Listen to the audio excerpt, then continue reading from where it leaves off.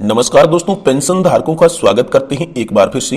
दोस्तों, पेंशन धारकों के लिए समय की बहुत ही बड़ी खबर निकलकर सामने आ चुकी है। जी हां दोस्तों, ईपीएफओ की बैठक में अधिक पेंशन पर आज हो सकता है फैसला।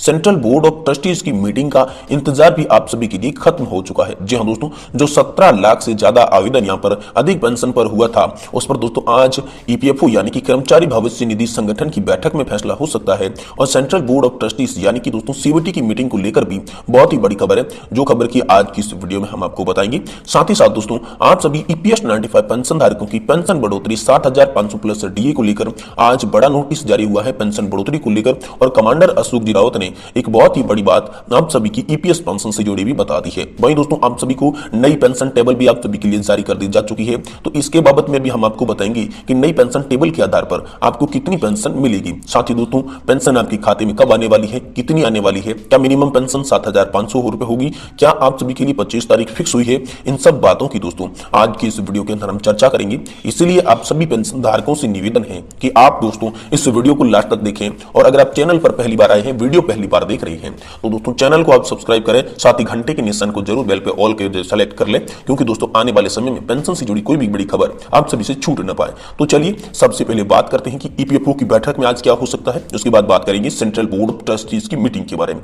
देखिए दोस्तों, खबरें आ रही है कि ईपीएफओ की बैठक में अधिक पेंशन पर आज हो सकता है बड़ा फैसला। जी हां दोस्तों, यहां पर बताया यह जा रहा है कि कर्मचारी भविष्य निधि संगठन की आज बैठक होने वाली है। और इस बैठक में अधिक पेंशन यानी कि दोस्तों जिन भी लोगों ने ज्यादा पेंशन पाने का ऑप्शन को यहां पर सिलेक्ट किया था, उन सभी के लिए आज बड़ा फैसला हो सकता है। और दोस्तों यहां पर उम्मीद भी यह जताई जा रही है कि आज बड़ा फैसला हो सकता है, क्योंकि कल से ही इसके संकेत मिलने शुरू हो गए थे। जहां पर इसके बारे में पहले एक अपडेट भी जारी हुआ था, जिसमें यह बता दिया गया था कि 17 लाख से भी ज्यादा कर्मचारियों ने यहां पर जो है आवेदन कर दिया है और उन्हें अब पेंशन का इंतजार है, बढ़ी हुई पेंशन का इंतजार है। तो सरकार ने पहले एक अपडेट जारी किया था, जिसमें यह बता दिया गया था कि यहां पर दिसंबर के बाद यानी कि जैसे ही जनवरी 2024 की पेंशन आपके खाते में ट्रांसफर होगी, तो वो पेंशन आप सभी को बढ़ी हुई पेंशन के आधार पर मिलेगी। यानी कि आपने ज्वाइंट ऑप्शन का फॉर्म सेलेक्ट किया है, तो दोस्तों आपको ज्यादा पेंशन मिलेगी। ये दोस्तों आप सभी के लिए आज बड़ा फैसला हो सकता है, आधिकारिक तौर पर इस पर मोहर लग सकती है। वहीं दोस्तों बात करें सेंट्रल बोर्ड ऑफ ट्रस्टीज की मीटिंग का इंतजार, तो दोस्तों आप सभी लोग जानते होंगे कि एक साल में 2 बार सीबीटी यानी कि दोस्तों सेंट्रल बोर्ड ऑफ ट्रस्टीज की मीटिंग होती है। और इसी मीटिंग को लेकर लगातार पेंशन धारक जो है वो इंतजार कर रहे हैं, क्योंकि यहां पर सेंट्रल बोर्ड ऑफ ट्रस्टीज की मीटिंग के अंदर आपका जो पेंशन फंड है, आपका जो कॉर्पस जमा है, उस पर कितने परसेंटेज का ब्याज देना है यह निश्चित किया जाता है। साथ ही आपका जो फंड है वो कहां पर निवेश करना है, जिससे बेहतर रिटर्न मिल सके और पेंशन धारकों को अच्छी पेंशन मिल सके।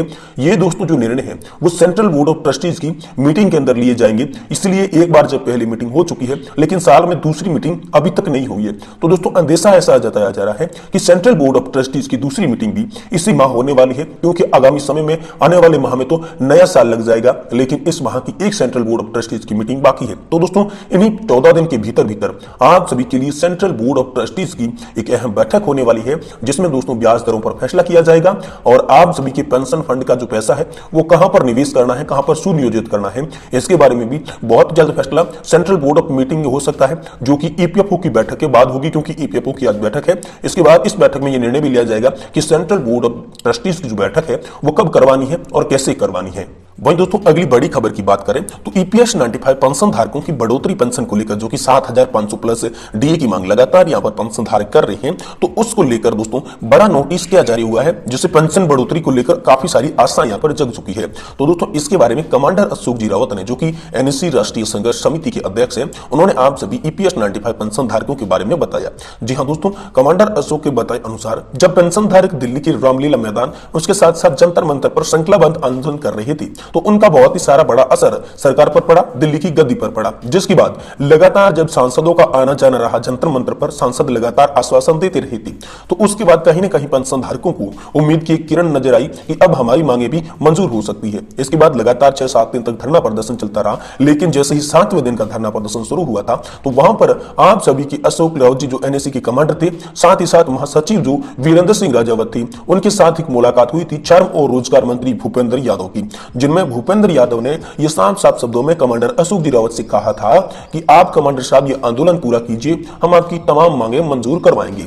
उसमें दोस्तों यहां पर श्रम मंत्री ने यह भी आश्वासन दिया कि हम इसका प्रस्ताव जो है वो जल्द से जल्द वित्त मंत्रालय को भेज रहे हैं और आप सभी की मांगे पूरी हो जाएगी। इसके लिए आप हमें कुछ समय दीजिए और कुछ समय तक आपका ये जो प्रदर्शन है, आंदोलन है, अनशन है, इसे बंद कीजिए। तो इसके बाद जब कमांडर अशोक जी रावत की और चर्चा समाप्त हुई तो कमांडर अशोक जी रावत ने सभी पेंशन धारकों को बताया था कि हम एक कुछ समय के लिए, यहाँ पर दोस्तों ये आंदोलन पूरी तरीके से समाप्त नहीं कर रहे हैं ऐसा भी बताया था, लेकिन कुछ समय के लिए इसे रोक रहे हैं क्योंकि सरकार ने एक बार फिर से समय मांग लिया है। सरकार कह रही है कुछ समय हमें दे दीजिए, अगर कुछ समय के अंदर आपकी जो मांगे हैं वो पूरी नहीं होती है तो हम एक बार फिर से यहाँ पर आंदोलन करने के लिए तैयार हो जाएंगे। तो इसको लेकर कमांडर अशोक जी रावत ने एक बहुत ही बड़ा नोटिस जो है वो सरकार को दे दिया है, जिसमें यहाँ पर इस दिसंबर माह के एंड तक का समय जो है वो दोस्तों दे दिया गया है सरकार को। अगर सरकार दिसंबर के एंड तक पेंशन धारकों के पक्ष में कोई फैसला नहीं लेती है तो पेंशन धारक फिर से दिल्ली में प्रदर्शन करने के लिए यहाँ पर जाएंगे।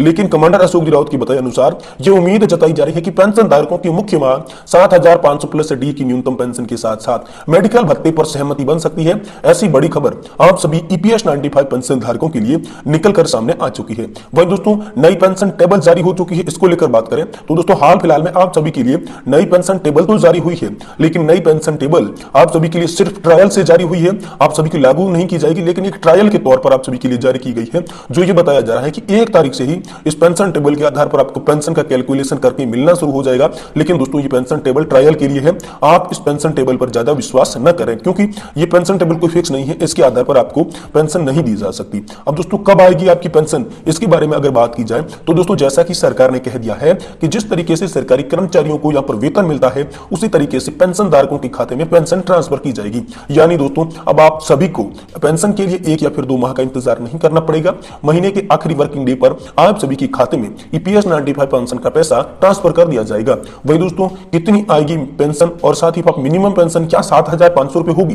तो दोस्तों इसको लेकर बड़ी खबर ये आ रही है कि 7,500 की मांग तो लगातार चल रही है, लेकिन अभी तक यह फैसला नहीं हुआ है कि आप सभी की जो मिनिमम पेंशन है वो 7,500 रुपए होगी। हाँ, 7,500 रुपए उन पेंशन धारकों की पेंशन होगी जिन्होंने सेवा काल के दौरान 30 से 35 साल का कंट्रीब्यूशन ईपीएफओ के अंदर 15,000 रुपए की सैलरी लिमिट के आधार पर दिया है। तो उन लोगों के लिए यहाँ पर सरकार ने साफ कर दिया है कि उन्हें तो 7,500 की पेंशन मिलेगी, लेकिन सभी को क्या मिनिमम न्यूनतम पेंशन 7,000 रुपए मिलेगी?